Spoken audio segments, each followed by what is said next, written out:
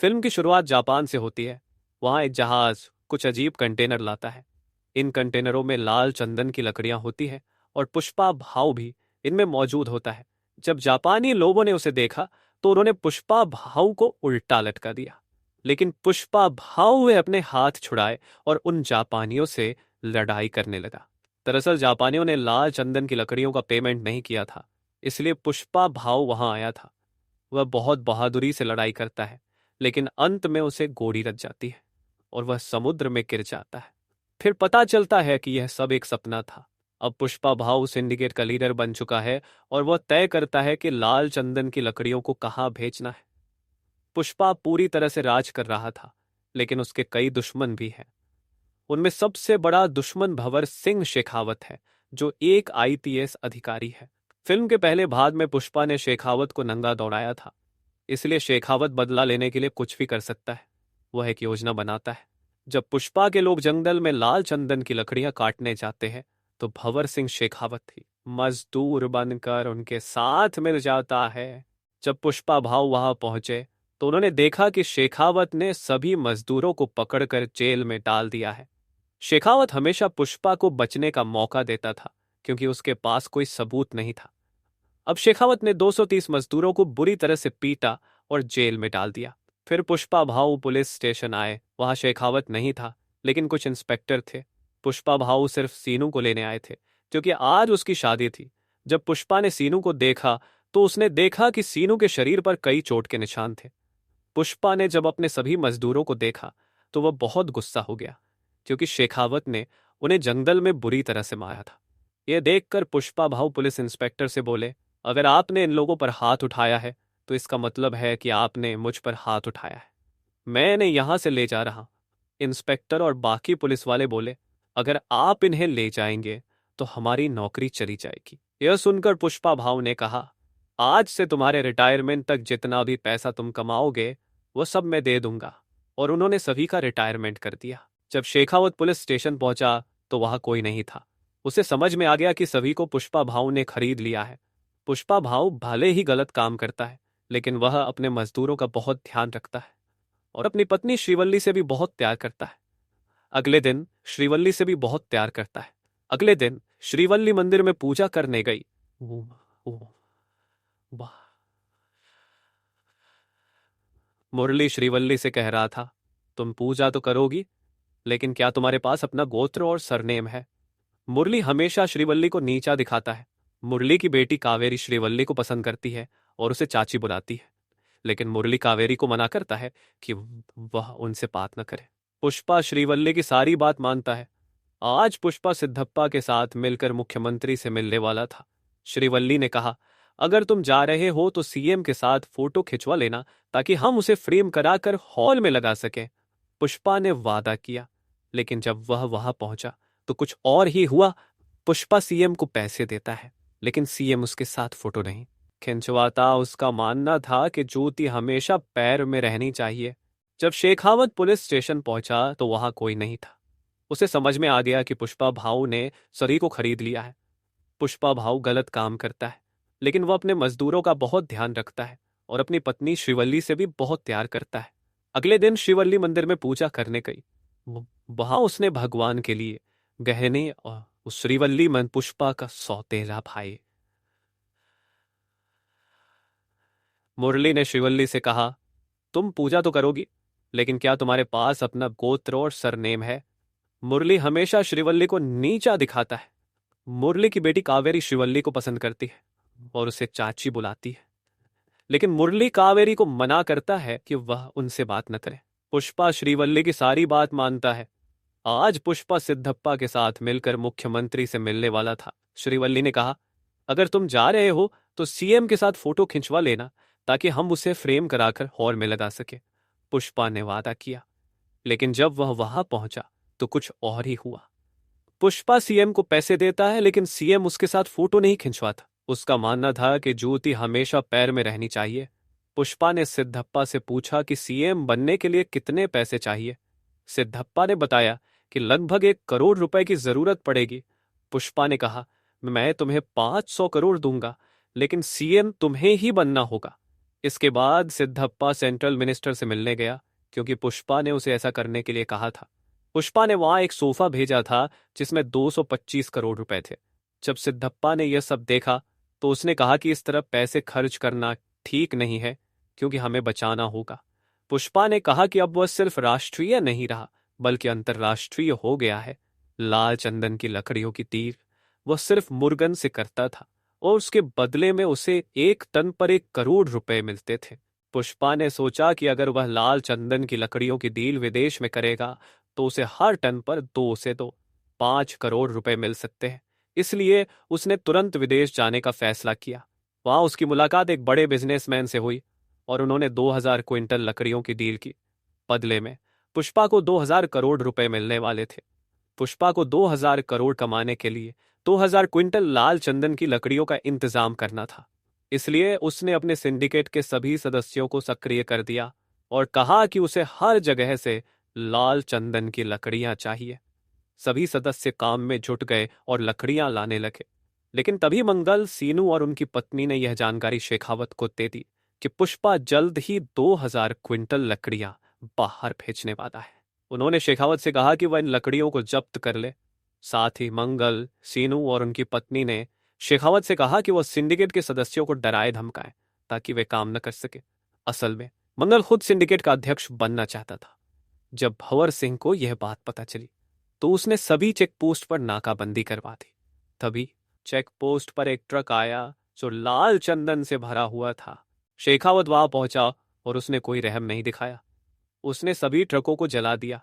जब सिंडिकेट का एक सदस्य वहां आया तो भंवर सिंह ने उसे मार डाला। मंगल और सीनू चाहते थे कि वह बस डराए, लेकिन भंवर सिंह ने कहा कि उसका तरीका अलग है। अगर उसने एक को मार दिया तो बाकी लोग डर जाएंगे। जो सदस्य मारा गया था उसकी श्रद्धांजलि पर सभी लोग आए। तभी मंगल, सीनू और कुछ लोग सिद्धप्पा से कहने लगे कि अगर पुष्पा और भंवर सिंह के बीच दोस्ती नहीं हुई तो भंवर सिंह ऐसे ही लोगों को मारता रहेगा। अगर ऐसा चलता रहा तो पुष्पा को अध्यक्ष पद से हटा देना चाहिए। सिद्धप्पा ये नहीं होने देना चाहता था, इसलिए वह तुरंत भंवर सिंह के पास गया और उसे रिश्वत देने की कोशिश की। सिद्धप्पा ने भंवर सिंह को लगभग 1 करोड़ रुपए देने की पेशकश की, लेकिन भंवर सिंह ने मना कर दिया। उसने कहा, उस रात उसने मुझे नंगा दौड़ाया था, मैं उसे नहीं छोड़ूंगा। तब सिद्धप्पा ने कहा, अगर वह तुमसे माफी मांग ले और सभी के सामने सॉरी कह दे तो क्या तुम उसे माफ करोगे? यह सुनकर भंवर सिंह ने तुरंत हाँ कह दिया और कहा, पार्टी का इंतजाम करो ताकि पुष्पा सभी के सामने माफी मांग सके। पार्टी के दिन सभी लोग वहां पहुंचे ताकि देख सकें कि क्या पुष्पा भंवर सिंह से माफी मांगता है। पुष्पा ने कभी झुकने का सोचा नहीं था, लेकिन आज सिद्धप्पा, श्रीवल्ली और कटलेट के कहने पर और सिंडिकेट की भलाई के लिए उसने भंवर सिंह से माफी मांगने का फैसला किया। पुष्पा शराब के नशे में था, इसलिए उसने सभी के सामने भंवर सिंह से सॉरी कह दिया। यह सुनकर भंवर सिंह बहुत खुश हो गया और उसने इस आवाज की रिकॉर्डिंग भी कर ली। जब पुष्पा घर लौट रहा था तो उसे बहुत अजीब लगा। पार्टी में सभी लोग हैरान थे कि पुष्पा ने सॉरी कैसे कहा। पुष्पा को इतना बुरा लगा कि वह आईने में अपनी शक्ल भी नहीं देख पा रहा था। उसे गुस्सा आ गया और उसने सभी को सड़क पर छोड़ दिया। फिर उसने अपनी कार वापस घुमाई और उसी पार्टी में लौट आया। जब भंवर सिंह वहां से जाने वाला था तब पुष्पा ने उसकी कार को जोरदार टक्कर मारी। इससे भंवर सिंह स्विमिंग पूल में गिर गया। फिर पुष्पा उसी स्विमिंग पूल में पेशाब कर देता है। भंवर सिंह को समझ नहीं आ रहा था कि यह सब क्या हो रहा है। पुष्पा ने कहा, मैं एक ब्रांड हूं और मैं किसी के सामने नहीं झुकता। पुष्पा ने मीडिया के सामने कहा कि सारी लाल चंदन की लकड़ियां उसकी हैं, लेकिन थोड़ी देर बाद पता चला कि वे असल में सामान्य लकड़ियां थी। इस पर भंवर सिंह को गुस्सा आया। पुष्पा ने भंवर सिंह को एक फूल भी भेजा, लेकिन भंवर सिंह को एक फूल भेजा, लेकिन भंवर सिंह ने कहा, मैं अकेला फूल नहीं बनूंगा, बल्कि मंगल, सीनू और उनकी पत्नी भी। पुष्पा ने कहा, मेरे नाम सुनकर तुम फूल समझ रहे हो, मैं कोई फूल नहीं बल्कि जंगली आग हूं। उसने इशारा किया कि वह जल्द ही इन लाल चंदन की लकड़ियों को देश से बाहर भेजने वाला है। अगर तुम इन्हें रोक सकते हो तो रोक लो। इसके बाद पुष्पा, श्रीवल्ली और उनका परिवार माता काली के त्योहार में गया। वहां अचानक श्रीवल्ली को चक्कर आने लगे और पता चला कि वह प्रेग्नेंट है। यह देखकर पुष्पा ने काली माता का गेटअप धारण कर लिया और जोरदार तांडव करने लगा। यह सीन इतना शानदार था कि सब लोग हैरान रह गए। श्रीवल्ली ने पूछा, तुम ये क्या कर रहे हो? पुष्पा ने जवाब दिया, मेरी एक इच्छा है कि मैं काली माता से लड़की चाहता हूं और भर जाएगी और उसका नया सरनेम होगा। तभी कुछ लोग पुष्पा की भतीजी के साथ बदतमीजी करने लगे। यह देखकर पुष्पा को बहुत गुस्सा आ गया। पुष्पा फिर लोगों से लड़ाई करने लगता है। ये सारे एक्शन सीन बहुत शानदार थे क्योंकि इनमें काफी इमोशन था। लेकिन तभी मुरली वहां आता है और पुष्पा से कहता है, अगर तुम ये सब करोगे तब भी तुम्हें अपने पिता का नाम नहीं मिलेगा। तुम सोचते हो कि तुम हमारे साथ हो जाओगे, ऐसा कुछ नहीं होगा। तुम हमेशा अनाथ रहोगे और तुम्हारा कोई नहीं होगा। जब श्रीवल्ली ने यह सब सुना तो उसने मुरली पर जोर से चिल्लाया। बाद में मुरली ने उन लोगों को सजा दी जिन्होंने कावेरी के साथ बदतमीजी की थी। अब हम देखते हैं कि मंगदल सीनू उनकी पत्नी और भंवर सिंह शेखावत के पास जाते हैं।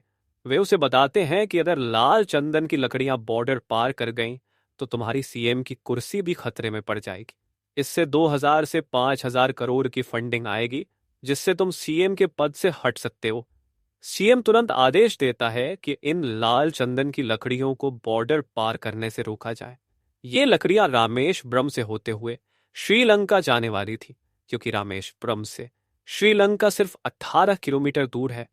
भंवर सिंह वहां पहुंचता है लेकिन वह लाल चंदन की लकड़ियों को पकड़ नहीं पाता क्योंकि वे एक सड़ी हुई शिप के नीचे छिपी हुई थी। भंवर सिंह उनका पीछा करता है लेकिन वह उन्हें पकड़ नहीं पाता। अंत में जब माल डिलीवर हो जाता है तो बहुत सारा पैसा आता है। पुष्पा इन सारे पैसों को देखकर बहुत खुश हो जाता है। ये पैसे एमएलए के लिए सोफों के अंदर भर दिए जाते हैं और सभी सोफे एमएलए के पास भेज दिए जाते हैं। इसका मतलब है कि पुष्पा ने सभी एमएलए को खरीद लिया है। भंवर सिंह शेखावत का हाल बहुत बुरा हो गया है क्योंकि अब उसके पास कुछ भी नहीं है। उसका ट्रांसफर होना तय है क्योंकि सरकार भी अब पुष्पा की हो गई है। भंवर सिंह ने जो नकली लाल चंदन की लकड़ियां थी उन्हें आग लगा दी। उसने काफी शराब पी रखी थी और वहीं रुक गया जिससे एक बड़ा धमाका हो गया और भंवर सिंह मारा गया। हालांकि उसकी डेड बॉडी के बारे में किसी को नहीं बताया गया। कुछ दिनों बाद हम देखते हैं कि सीएम बदल गए हैं। अब सीएम सिद्धप्पा बन चुका है और यह सब पुष्पा की वजह से हुआ है क्योंकि उसने सारे एमएलए खरीद लिए थे।